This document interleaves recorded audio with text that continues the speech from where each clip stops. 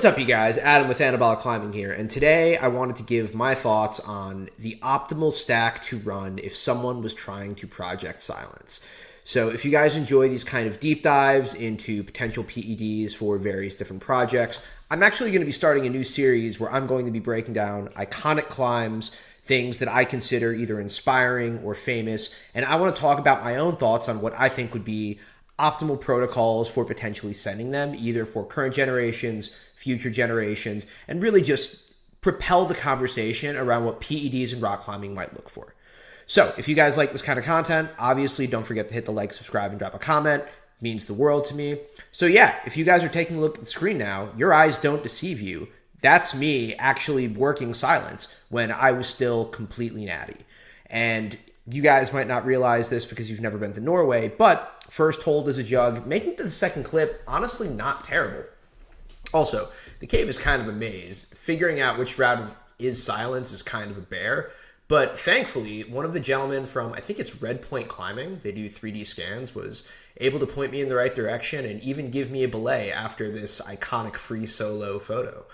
But let's actually, before I get into my thoughts on climbing silence and the optimal protocol for it, I actually think it makes sense to take a look at Stefano Gisolfi's footage of his attempt working on the first crux to sort of let his struggles sort of guide us here. Because I think when we watch it and when we listen, we'll really hear exactly what the issues is and what we need to solve for. So without further ado, let me pop our man Stefano up on the screen.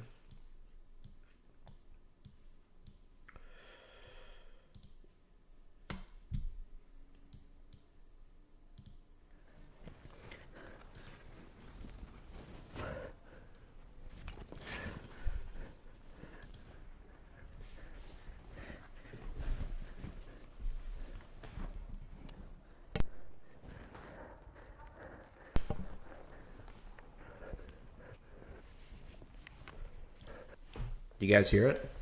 Do you guys hear all the labored breathing? By the way, we're still on the first crux here. We haven't even gotten to the second crux yet.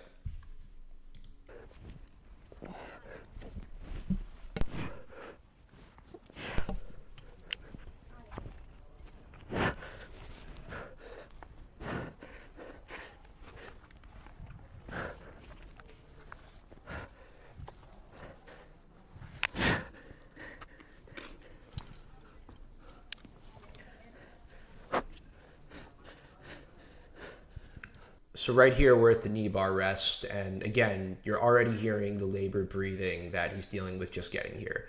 I believe in Adam Andra's send of silence, he rested here for anywhere from like 1 to 2 minutes.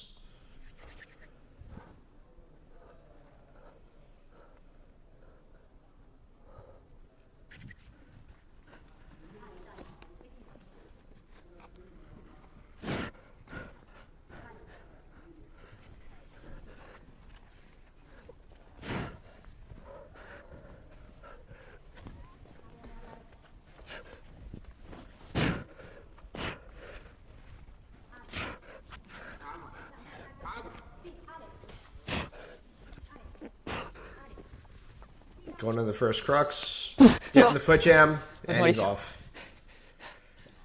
So I think that footage was from last year. I think since he actually has sent the first crux from the bottom, and he's working on the second crux from the start to try to link the first and second crux. So if you actually end up watching the rest of the video, which I highly encourage and I'll link below, Stefano talks about the fact that the moves feel impossible until he's able to make a series of micro adjustments in micro beta to be able to make everything work. Everything from various different wrist positions on certain pinches, figuring out his optimal jam for the first crux, having to really, be completely efficient as possible as he moves through the entire problem, but also the issue is really about energy conservation, because this is, I think it's an 8A boulder problem, a 7B boulder problem, an 8A boulder problem, and some other stuff stacked on top of each other.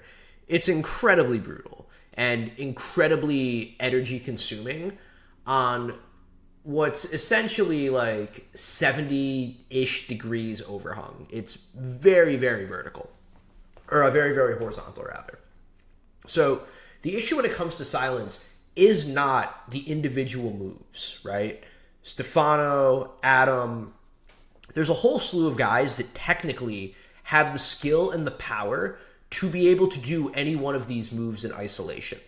Obviously, these are 7B, 8A, very difficult moves, but the issue is just having to do 7B moves after you've done 15 to 20 meters of hard 8A, you know, and being able to get as much rest as possible. So, for something like this, could you potentially do something like a retatrutide to get leaner? Yeah, sure you could.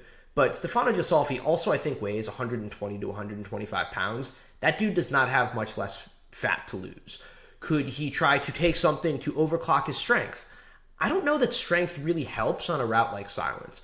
I don't know if pulling a little bit harder with an Anavar or even something more extreme like a halotestin or a test suspension would really get him from point A to point B. I think the real factor that I want to focus on for this particular protocol design is really all around optimizing for endurance.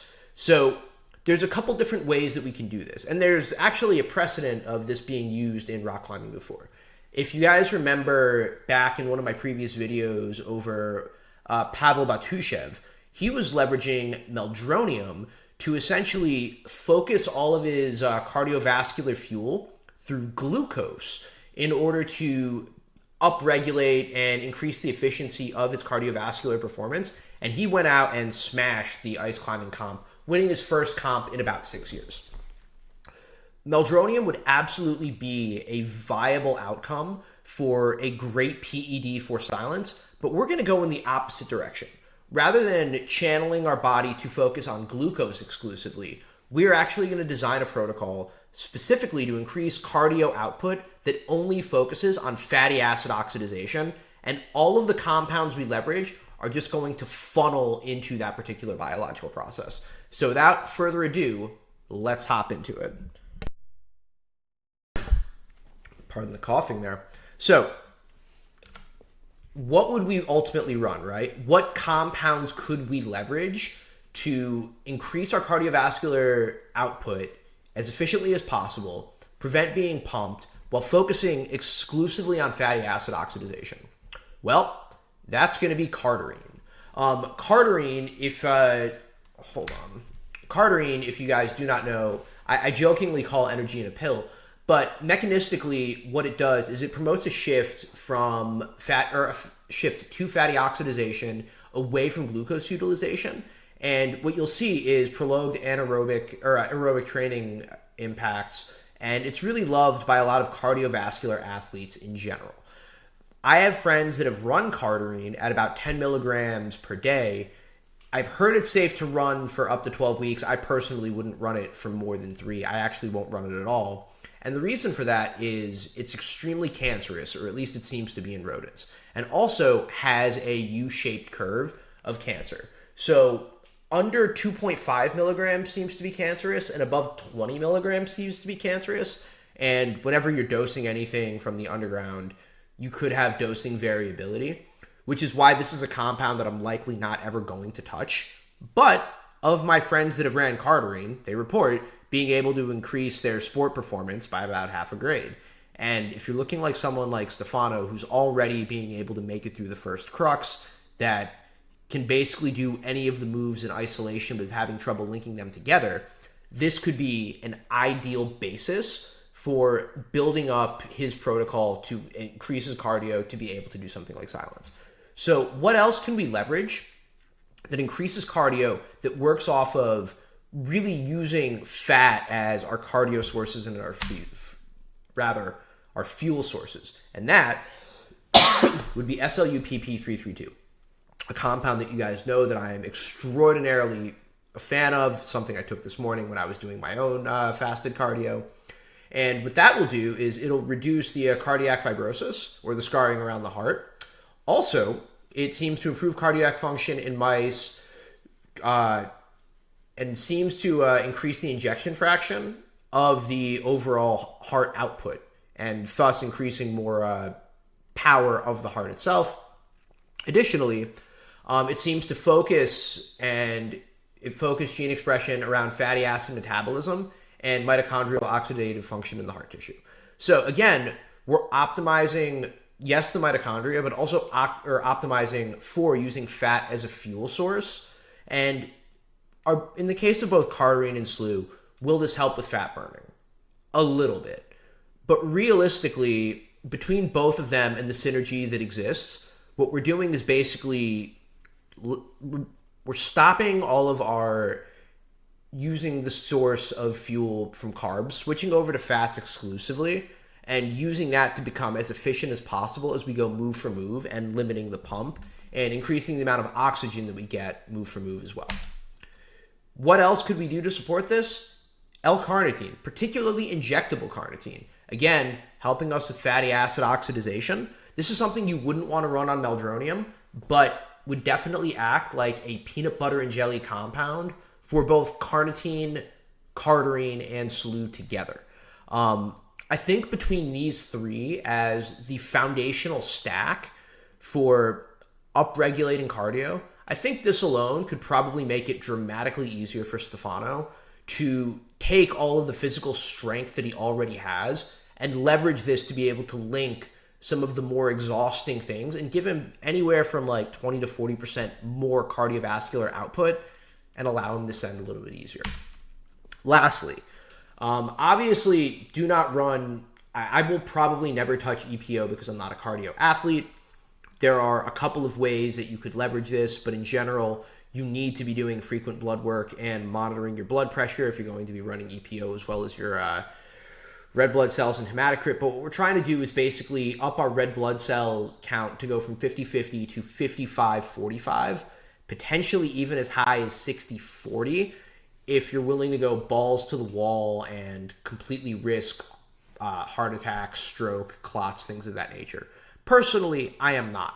I'm obviously telling you not to run any of these compounds. I'm just saying hypothetically what you would leverage if you were interested in creating a protocol like this. Could you also potentially blood dope and basically 2 months in advance give yourself a blood withdrawal, then re-inject yourself with a pint on the day? Yeah, you could do that too. Both options are available. Obviously, you'd want medical supervision for both.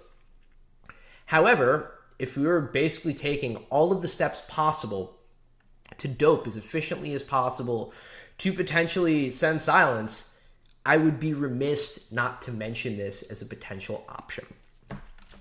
So all in all, I just kind of want to bring this to a close.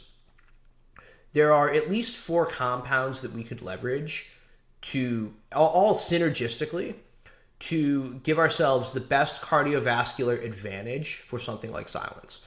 Could you just take these and then walk onto silence and send it? Absolutely fucking not. There's no way.